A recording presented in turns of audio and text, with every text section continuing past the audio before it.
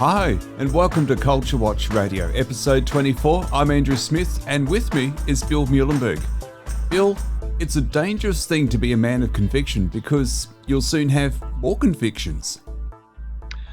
Yes, sadly, that's getting to be the case. It always was in, North Korea, communist China, but more and more in the West it's happening. Certainly the whole COVID scenario of the last year and a half, churches that have dared to stay open when the government has been closing most down or having really onerous restrictions. The few brave pastors who've decided worshiping God is, in fact, an essential service. Some of them have tried to stay open, and as a result, some of them have been getting in trouble with the authorities, some arrested, some thrown in jail. We even have some here in Melbourne as well as overseas. So, it's getting to be a scary place indeed to be a Christian leader with firm convictions. And it's not just the Christians who might be noticing a lack of freedoms. Even people like Alan Jones have picked up on this, and have a listen to what he says. Pastor Paul was in the remand centre, which is as bad as jail, a pastor with actual criminals and murderers. That's exactly right. He was, and even his Bible was taken away from him for one whole week. So you can imagine how difficult that would have been for him. So on Tuesday he was granted bail, but he's not allowed to use social media. The prosecutor tried to add a bail condition that he couldn't communicate with you, but here was a pious man being treated like a criminal. This is Victoria. Yes, well, actually, I want to quote something that the representative for Victoria Police said. Senior Sergeant Luke Holmes said, and I quote, "Mr. Furlong holds his beliefs very strongly, which is a concern to us." So apparently courage of conviction is now a crime in Victoria. So Mr. Furlong holds his beliefs, a pastor, very strongly, which is a concern for us. So strong beliefs are now a police matter. Yes, well, I know of several of these people. Let me introduce or reintroduce all three. Pastor Paul Furlong is a Christian pastor that I know who has kept his church open or tried to, and for that he's, as we've heard, just done a 3-week stint in jail. Alan Jones, of course, famous Sydney broadcaster, he is not a Christian, as you mentioned, and there he was interviewing Monica Schmidt from Reignite Democracy Australia. So here we have at least two fairly well-known non-Christians very concerned about the condition of, as they said, devout pastors here in Melbourne at least, who for daring to defy the authorities, for putting the worship of God ahead of some arbitrary and really silly laws of man, being thrown in jail, as we heard. No Bible for a week, solitary confinement. What is this, North Korea, communist China? This is madness, but this is Dan Andrews' Victoria, and sadly, we've seen this before. We've seen bizarre restrictions. Even right now, you can have 50 people in a brothel, but you can have only 50 people in a church. And some of these mega churches, they can hold 1,000, 2,000, 3,000 people. So go figure that one out, where brothels seem to have a better run than Christian churches. Yeah, I mean, that's the crazy theme park of Danistan. Yes. I mean, the sort of things that this pastor has been doing are more worthy of an Order of Australia than jail time. Yeah, well, that's right. He doesn't just pastor a church here in Melbourne. He travels quite a lot to Africa, to India. He helps feed the poor. He helps those involved in sexual trafficking. So he's got a real ministry of helping people around the world, including here in Melbourne.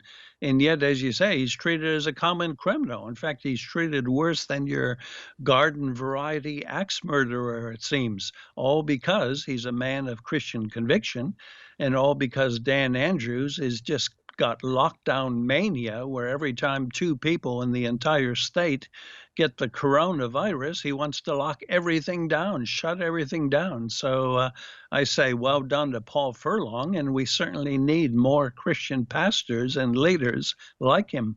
Actually, let's take this clip here from the opening of Paul's business, I believe it was, and this is also from the Alan Jones show. This business was reset up 5 years ago for one purpose, and that is to pour all the profits into saving lives all around the world. Right now in India, we are about to engage some inside contacts with the police. We are raiding some homes that are holding young women as sex slaves, and we are freeing 20 of them in the next couple of weeks. Yeah. There you go. That's the threshold for being put into jail in Danistan. Yeah, well, that's it. He's not only a pastor, he has, as you heard, a small business, and the money goes to helping those very people in need in places like India. And yet for Dan Andrews, this is about the worst thing he can do, keeping a church and a business like this open. That's a no-no. Of course, we've got pubs open. We got the brothels open. We got sporting events open. We have BLM marches and other protests allowed to go ahead. So the double standards of Dan Andrews and the, Christophobia, which is so apparent here in Labour Victoria, it's a scary place indeed. So we need to keep people like Paul Furlong in our prayers, and we need to pray for more brave Christians like him. And I believe there are some negotiations about these emergency powers becoming permanent. Yeah, well, that's been another huge worry for us living in Victoria. Dan Andrews basically has got this locked up. He's got 3 upper house members, so-called independents or crossbenchers, who have been cutting dirty deals with Dan all along. First of all, these various emergency powers, for 3 or 6 months at a time. They keep giving Dan that power. In return, Dan keeps giving these guys, including the leader of the Sex Party and the Animal Justice Party, their special favors. And now Dan Andrews wants to have a permanent state of emergency. He wants to be dictator for life, for heaven's sakes. And again, because it's really just these 3 crossbenchers and Dan, they're effectively running the entire state of Victoria. There's not enough liberal opposition in lower and upper house Victoria to put an end to this. So yeah, it's really getting quite scary. This is, as I say, dictatorship for life. And when you got a guy who's so Christophobic as Dan Andrews, it's going to be real bad news indeed, certainly for the churches. Well, the time wasn't all to waste. If you listen to this clip from when the pastor was talking to Ari Yemeni from Rebel News. I know you're somebody that has not been in jail at all. In fact, I was in court today and they were talking about all the good deeds you've done, not only in Australia but around the world. How was your experience in jail?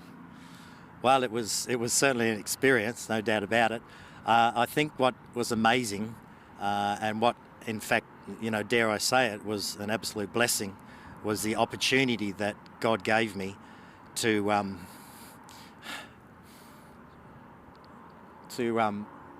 get on my knee with over a dozen men and many of them in tears and leading them in a prayer to surrender their lives to God. That makes it all worthwhile. You could tell the emotion on that one. Yeah, well, absolutely. Look, I mean, well, sure, that is great news. And when you're a devout Christian, you'll use any opportunity to share the gospel, to pray for others, to be light, salt and light. But often people ask me the same, aren't things getting so dark here? Pretty soon Christianity will be criminalized. And I say, that's where we're going. And then, you can joke about, we'll have a lot of prison ministry. But to be honest, Paul wasn't happy to be away from his own wife and children for that long. I wouldn't be happy. You wouldn't be. Prison is not a great place. There are things like gang rape and all the rest. I wouldn't want to be there. But I see the way things are heading, not just in the West in general, but certainly in places like Dan Andrews, Victoria, we are soon going to be seeing a lot more Christians jailed simply for being faithful to the Word of God and to their convictions. So yeah, it's God can use people in any situation, but it won't be fun. It won't be pleasant. I won't want to be away from my wife and children.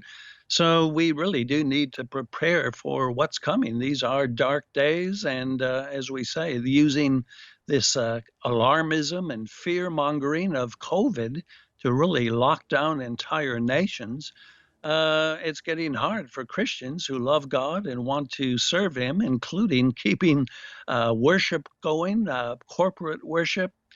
This idea that some Christians say, well, you can just have your Zoom or your Skype worship. Sorry, you can do that for a little while, but that isn't, I think, what the New Testament intends when it speaks of corporate worship, body life, doing the Lord's Supper together, and so on. So we as believers, we got to stop being glib about what's happening and take seriously the real clampdown on religious freedom and religious liberties in our country. Mind you, he did get an average of 6 converts a week while he was in there. That's pretty good going. Well, it's great, but again, I'm sure he'd be the first to tell you he wasn't thrilled to be in jail. His wife and children were not thrilled. So yeah, as we say, we be salt and light in whatever situation God puts us in, but nobody should want to be in a place like that. We're certainly not told to pray or seek for persecution in the Bible. It'll come, yes, and then we put up with it. But I'm of the opinion we should be fighting for religious freedom instead. We shouldn't have gotten to this place where pastors daring to worship God freely on a Sunday are now a threat to the state and can easily be arrested. So let's fight for freedom now while we still have the chance. And what's the best way to do that, Bill? Well, as always, there's so many things we can do. Sharing the word. I've got a website. I do my bit. Some can attend rallies. Some can write letters to editors. Some can contact their politicians. Again, the bigger ticket items. Become a politician yourself. As we say here in Victoria, we have a dearth of conservatives and Christians in Parliament. So the pagans and the lefties are getting away with murder. So it's the big story once again. We've opted out as Christians. We've left politics and culture and social issues to those who aren't, and therefore we keep losing. So turning things around is not just a short-term affair, but it's something we'll probably have to dig in and do for the quite long term. No choice but to get involved. Absolutely, that's it. As always, there's more information available at the CultureWatch website, and we'll see you again next week with another episode of CultureWatch Radio.